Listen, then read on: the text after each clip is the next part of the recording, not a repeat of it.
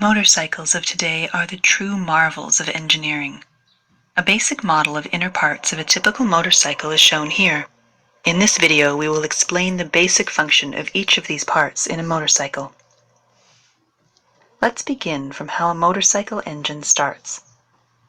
All motorcycles have either a kickstarter or a self-starter or both. A kickstarter mechanism is simple yet interesting.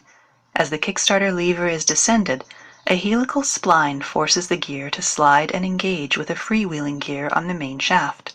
As the lever is descended further, the gear spins on its axis and transfers the power to the clutch hub. The clutch hub transfers the power to the crankshaft and eventually to the engine. In a self-starter system, a battery-powered motor provides initial spin to the engine. Once the engine is started, the starter motor has to be disengaged from the crankshaft to prevent damage due to excessive speed. This is achieved by using a one-way clutch. The model shown here is of a roller-type one-way clutch. It has an outer race and an inner race with small rollers.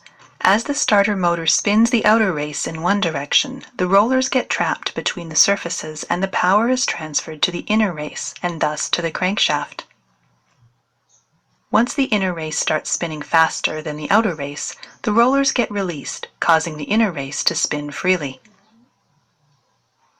Like every four-stroke gasoline engine, motorcycle engines require a source of ignition to ignite the air-fuel mixture for power strokes. A spark plug is used for this purpose.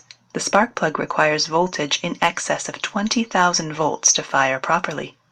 In this particular model, the voltage is obtained from the stator of the motorcycle, although a 12-volt battery may be used for the same purpose. The stator is a stationary coil of wires.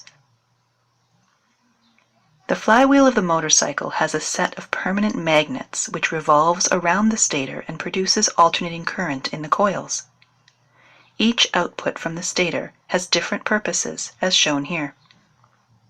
The output for the ignition purpose is received from the exciter coil. This coil has a denser winding of thinner wire than the other coils to produce higher voltage for the ignition. This voltage is supplied to an electrical component known as the capacitive discharge ignition, or CDI unit. The connection for an AC CDI is shown here. The primary function of the CDI unit is to store electric charge and dump the stored charge when required. A capacitor inside the CDI unit stores the electric charge. Another component, known as a pickup coil, tells the CDI unit when to dump this charge. The pickup coil has a small magnet with a coil of wire around it. The flywheel has a small extrusion on its outer surface. As this extrusion approaches and passes the pickup coil, a small voltage is developed in the coil.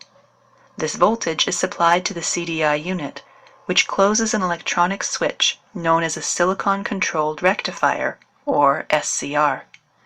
This will dump all the charge from the capacitor through the output of the CDI unit. To increase the voltage further, an ignition coil is used.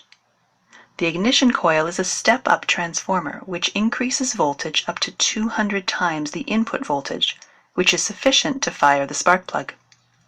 Several other factors contribute to the continuous operation of the engine. The intake and exhaust valves are controlled by using a timing chain, as shown here. As long as the engine is running, the crankshaft rotates and transfers power to the other components for proper operation. Single-cylinder engines generally use a counterbalance to reduce the vibration caused by unbalanced forces. The clutch helps in smooth transfer of power from the crankshaft to the transmission system. The transmission system helps in altering the speed and torque as per our requirement.